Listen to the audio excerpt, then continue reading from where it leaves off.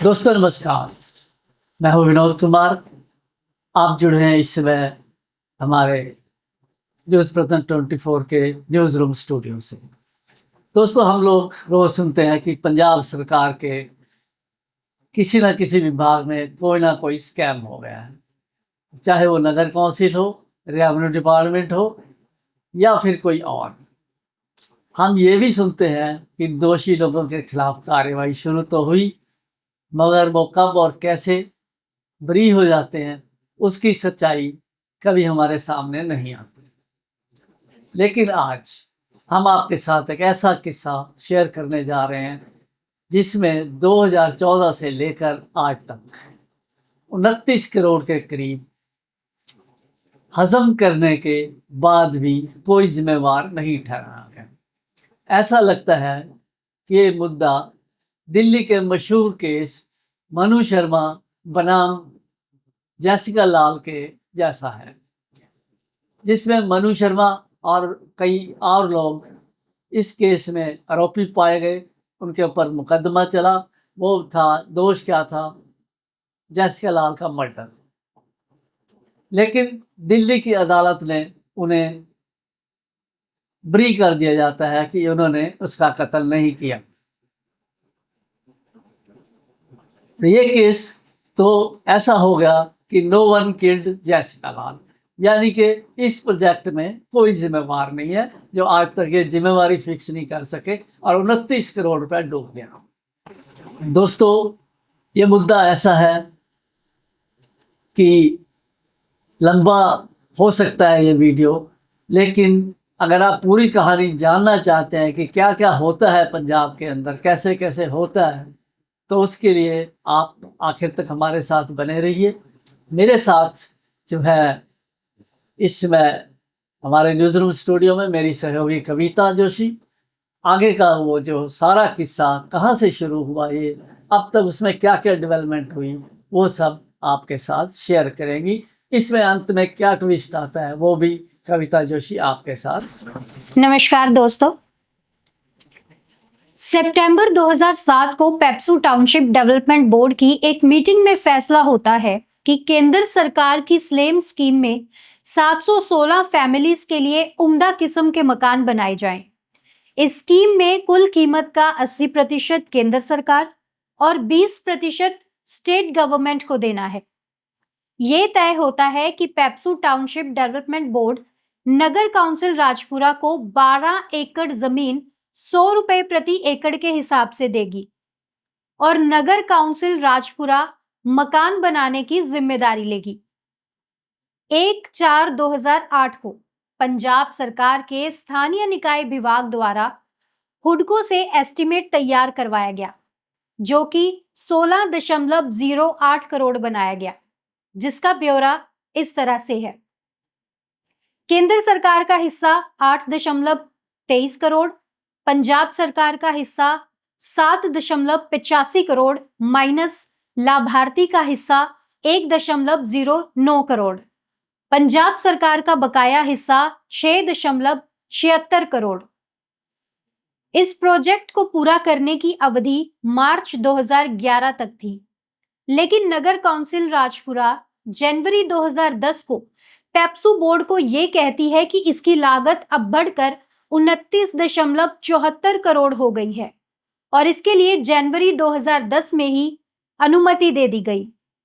Board बकाया राशि 21.54 करोड़ नगर council Rajpura को अक्टूबर 14 तक पे कर देती है। साथ ही यह भी जिक्र आता है कि केंद्र सरकार का हिस्सा 8.21 करोड़ अदा कर दिया जाता है। पेप्सू बोर्ड के रिटायर्ड कार्यकारी अफसर ने हमें बताया कि 21.54 करोड़ म्युनिसिपैलिटी को किश्तों में दिया गया जब जब उन्होंने इसकी मांग की, लेकिन पिछली दी हुई किश्त का यूटिलाइजेशन सर्टिफिकेट लेकर। साथ ही उन्होंने ये भी बताया कि केंद्र सरकार का हिस्सा, जो कि 8.21 करोड़ है, सीधा नगर काउंसिल के पास आया था। इस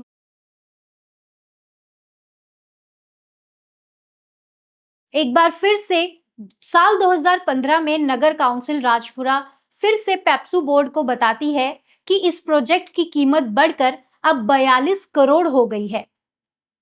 लेकिन ये तय होता है कि जो भी अतिरिक्त लागत है, नगर कौंसिल राजपुरा इसका बोझ उठाएगी।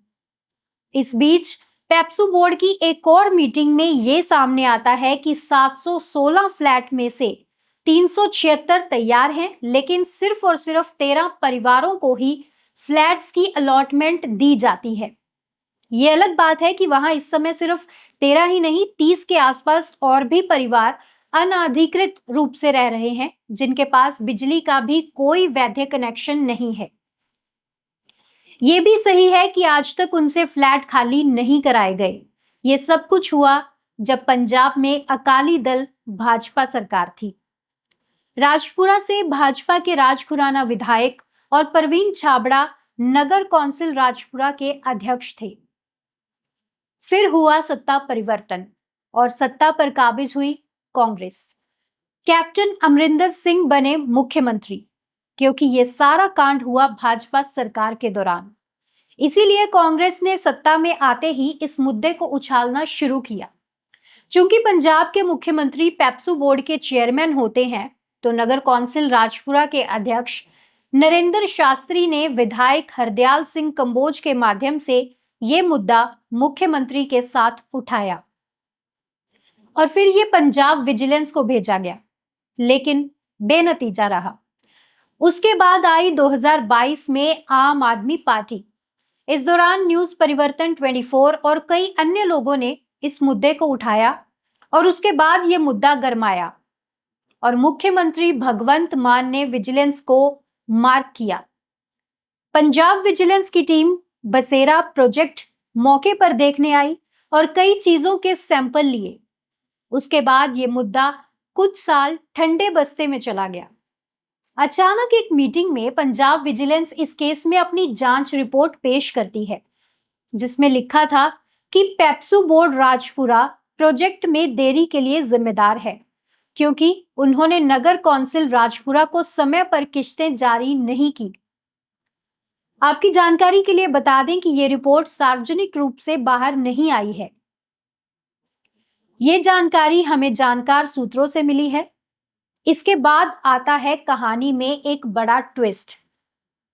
नगर कौंसिल राजपुरा पीडब्ल्यूडी विभाग द्वारा जारी की गई 4 इंजीनियरिंग कॉलेज से टेंडर कॉल करता है किस प्रोजेक्ट के structural stability analysis of residential blocks under बसेरा प्रोजेक्ट, और ये काम सौंपा जाता है गुरु नानक देव इंजीनियरिंग कॉलेज लुधियाना को, जिसकी रिपोर्ट नगर कौंसिल राजपुरा को लेटर नंबर GNDE/TC/1699 डेटेड 13/6/2025 को नगर कौंसिल राजपुरा भेजी गई, जिसमें उन्होंने कंक्लूड किया है कि पहला, the structural system in various residential blocks under the project बसेरा at Rajpura is deficient. As such, these are unfit for occupancy in their present condition. दूसरा, further detailed investigation like core cutting, CAPO and half cell potential is required to satisfactorily establish and quantify the parameters like residual strength of concrete, corrosion of reinforcement, etc. especially in the columns and beams. The investigation will help in deciding further course of action. अब इस सारे प्रकरण से कुछ सवाल उठते हैं। जब प्रोजेक्ट की लागत 16.08 करोड़ से 29.74 करोड़ की स्वीकृति दी गई, तो नंबर 1, प्रोजेक्ट पूरा होने में देरी का कारण। नंबर 2, इसके लिए कौन जिम्मेवार। नंबर 3, ये 29.74 करोड़ की अनुमानित लागत किससे तैयार करवाई गई? क्या वो कोई रिप्यूटेड एजेंसी थी? और नंबर 4, प्रोजेक्ट को पूरा करने की नई तारीख क्यों नहीं तय की गई? इस सारे घटनाक्रम से एक चीज तो निश्चित रूप से तय है कि इसमें समेत नेताओं के, अफसरशाही के और ठेकेदारों के आपसी तालमेल से इस स्कैम को अंजाम दिया गया, क्योंकि नेता हमेशा बैकस्टेज से हुक्म जारी करते हैं। इसीलिए उनके खिलाफ कुछ भी साबित करना मुश्किल हो जाता है। लेकिन ये भी तय है कि उनकी इच्छा के बिना ऐसा कुछ भी करना असंभव है। ये भी खबर है कि कई ठेकेदारों ने बकाया भुगतान के लिए मुकदमे दायर किए हुए हैं। ये भी खबर है कि इस प्रोजेक्ट से जुड़े नगर कौंसिल के अधिकारियों ने झूठे सर्टिफिकेट जारी किए। कुल मिलाकर 2008 से लेकर 2025 तक, यानी कि इन 17 सालों में किसी भी नतीजे पर पहुंचने में सरकार नाकाम रही है। विशेष तौर पर 2014 से जब प्रोजेक्ट का काम बिल्कुल बंद हो गया, तैयार फ्लैट्स की हालत बद से बदतर हुई। किसी भी फ्लैट में अब ना तो कोई खिड़की दिखती है, ना दरवाजा, ना चौखट, सब के सब चोरी हो गए। और शर्म की बात तो ये है कि ये कांग्रेस सरकार और अब आम आदमी पार्टी की सरकार चोरियां रोकने में नाकामयाब रही है, बल्कि दोनों मूक दर्शक बनकर इसे देखते रहे और आनंदित होते रहे।